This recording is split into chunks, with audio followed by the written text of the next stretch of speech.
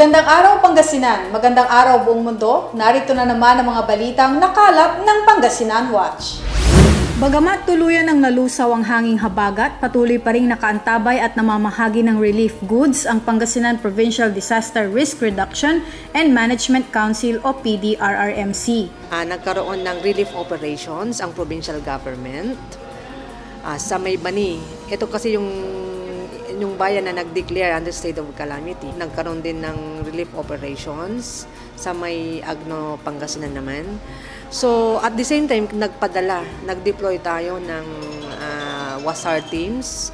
Kasi may mga stranded na mga commuters, so in-assistance ang mga to. Dagdag ni Arenas, ligtas na umano ang naiulat na nawawalang mangingisda sa bayan ng Infanta. Bumaba na rin ang bilang ng mga evacuees sa probinsya. Binabantayan din ng opisina ang level ng tubig sa San Roque Dam na kasalukuyang nasa 270.64 meters above sea level. Bali, 280 yung spilling level. Depende kasi sa tubig ulan o yung tubig na magmumula sa mga bundok, sa mga rainwaters from upland. So, pag wala sa taas, definitely mababawasan na rin ang mapupunta sa San Roque Dam. Samantala, sa kabila ng bahang naranasan ng ilang bayan, ayon sa probinsya, wala umanong dahilan upang itaas ang state of calamity sa lalawigan.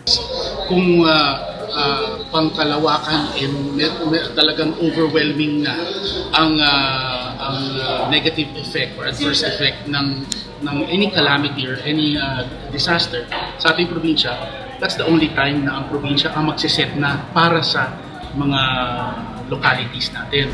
Isa sa mga pinaka-naapektuhang lugar ng nagdaang bagyo at hanging habagat ay ang bayan ng Bani. Ayon kay Mayor Gwen Yamamoto, malaking pinsala umano ang iniwan sa kanila dahilan upang isailalim sa state of calamity ang Bani. Ang naging epekto po ng habagat sa amin, 90% po ng aming agriculture ay nasalanta. Kasama rin po ng 100% po ng aming aquaculture damage din po. Pagdating naman sa mga tao, 5,000 po ang apektado. Dagdag ni Yamamoto, labis ding napinsala ang ilan sa kanilang kakalsadahan. Meron po akong kalsada pinapasarado dahil lahat yung kalsada, bumaba na po yung kalahating part niya, nag-erode na po yung incline. Tapos, meron din po ako mga kalsada na nasira na po. Arestado sa isinagawang buy-bust operation ng Mangaldan PNP ang 23 anyos na si Rustom Carino, residente ng Barangay Poblasyon, Mangaldan, Pangasinan. Nahulihan natin ng dalawang sachet na pinaghihinalaang shabu. Magpa-file tayo ng kaso laban sa kanya, lalo na Section 5, yung pagbibenta ng pinagbabawal na gamot. At syempre po yung Section 11 o kaya possession. Kasi nga, during buy-bust, nakuhanan pa siya ulit ng isa pang sachet sa kanyang bulsa. Sa pakikipagpanayam ng news team sa suspect, inamin nitong gumagamit siya ng ipinagbabawal na gamot, ngunit itinanggi naman nito na siya ay nagbebenta.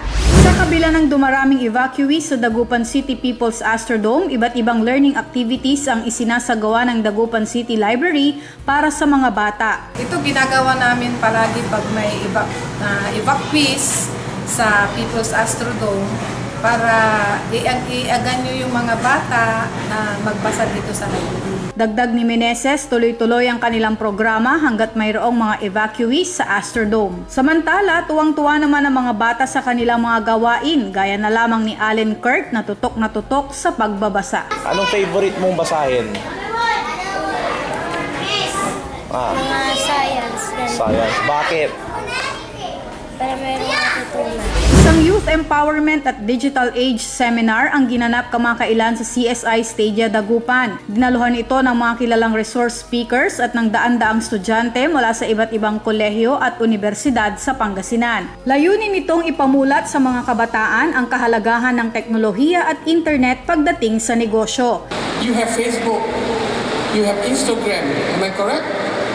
You have many instruments to promote yourself. Use internet for your business. Use internet for your education. And I can tell you, you can succeed tremendously. Dagdag ni Hata, kaisa umano sila ng mga Pilipino tungo sa kaunlaran. We are here to help Filipinos succeed. Next year, British Cambridge will be a free college, a totally free international college, because we feel that many Filipinos need to be in the next generation. Not local certificate, but international certificate.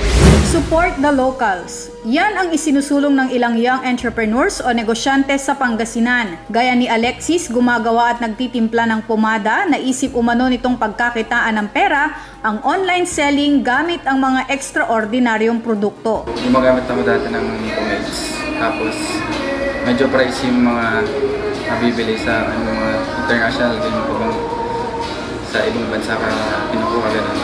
So naisip ko din medyo din kasi umuuso na din yung mga kumpador na hairstyles, diba? So naisip ko kung nagawa ba ako ng product na mas siya, abot kaya, tas okay naman yung hold niya sa buhok. Gaya ng lemon, bubblegum at coke scent, mabibili umano ang kanyang mga produkto sa halagang 200 piso. Dagdag ni De Luna, maliban sa hairstyling, may health benefits din umano ang paggamit nito. Oil-based kasi, yung oil, siya yung nag-ano ng shine sa buhok. Tapos yung yung ingredients niya kasi, may siya, BCO tsaka castor oil. Yung BCO, castor oil, nag-promote siya ng hair growth. So, hindi problema din yung hair fall. At yan ang mga balitang aming nakalap. Ako si Vanch Padilla at ito ang Pangasinan Watch, broadcasting from Pangasinan to the world.